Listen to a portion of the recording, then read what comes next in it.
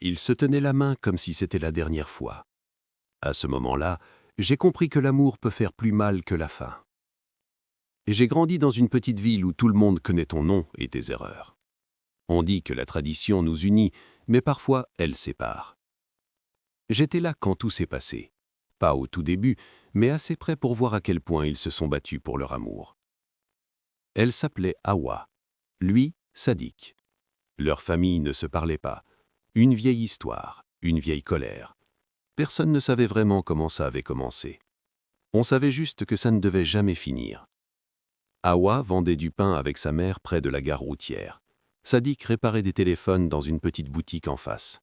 Moi, je m'asseyais souvent entre les deux, à attendre des clients, faisant semblant d'être sur mon téléphone.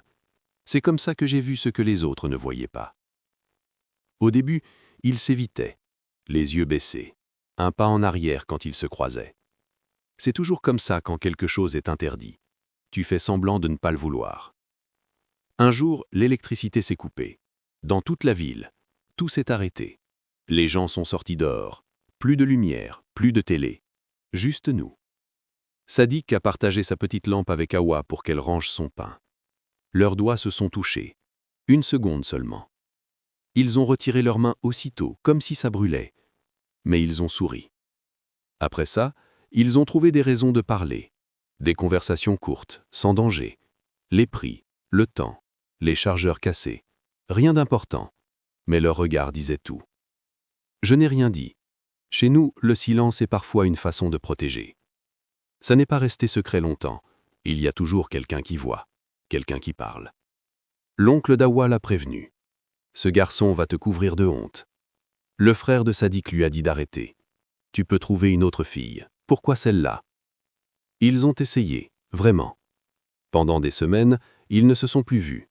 Sadiq fermait sa boutique plus tôt. Hawa envoyait sa cousine vendre le pain. Ils restaient loin l'un de l'autre, comme s'ils étaient malades. Mais l'amour n'écoute pas les règles. Un soir, je les ai trouvés derrière le vieux puits. Ils ne se touchaient pas. Ils étaient juste assis, proches, en train de pleurer. Hawa a dit qu'on allait l'envoyer ailleurs. Sadiq a dit qu'on lui avait choisi une femme, un accord déjà fait, sans choix. Je leur ai demandé pourquoi ils continuaient si ça faisait si mal. Sadiq m'a regardé et a dit « Parce que s'arrêter fait encore plus mal ». Je n'ai jamais oublié cette phrase. Les choses ont empiré vite. La famille d'Hawa lui a pris son téléphone. Sadiq a été frappé par ses cousins. Pas fort, juste assez pour lui faire peur. Ils ont quand même trouvé l'un moyen. Des messages passés par les enfants. Des rencontres au marché quand il y avait trop de monde pour qu'on remarque. L'amour les rendait malins. L'amour les rendait fatigués. Un jour, Hawa n'est pas venu. Pas de pain, pas de message. Je suis allé voir Sadiq. Il tremblait. Il m'a dit qu'elle était partie. Envoyée chez une tante, loin. Sans téléphone, sans visite. Il s'est assis par terre, comme si quelque chose en lui s'était cassé. Des semaines passèrent. La vie a continué, comme toujours. Les gens rirent à nouveau. De nouvelles histoires remplacèrent l'ancienne. Mais Sadiq a changé. Il a maigri. Sa boutique est restée fermée. Il ne réparait plus rien. Il ne réparait plus rien. Puis un matin, Hawa est revenue.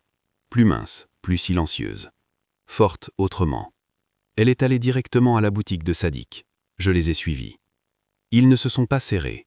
Ils n'ont pas pleuré. Ils sont restés là, proches, en train de respirer le même air. Hawa a dit que sa tante avait essayé de la changer, de lui faire peur. Ça n'avait pas marché. Sadiq a dit qu'il était prêt à partir, n'importe où, même sans rien. Il connaissait le prix. Pas d'aide de la famille, pas de terre, pas de sécurité. Ils ont choisi quand même. Les gens disaient qu'ils étaient fous, que l'amour ne nourrit pas. Moi, je les ai vus monter ensemble dans un bus poussiéreux avec 2 sacs et aucun plan. Des années plus tard, j'ai appris qu'ils allaient bien. Pas riches, pas faciles, mais ensemble. Parfois, je pense à eux quand on dit que l'amour est simple. Il ne l'est pas. L'amour, c'est un combat. L'amour, c'est de la douleur. L'amour, c'est choisir quelqu'un même quand tout le monde te dit non.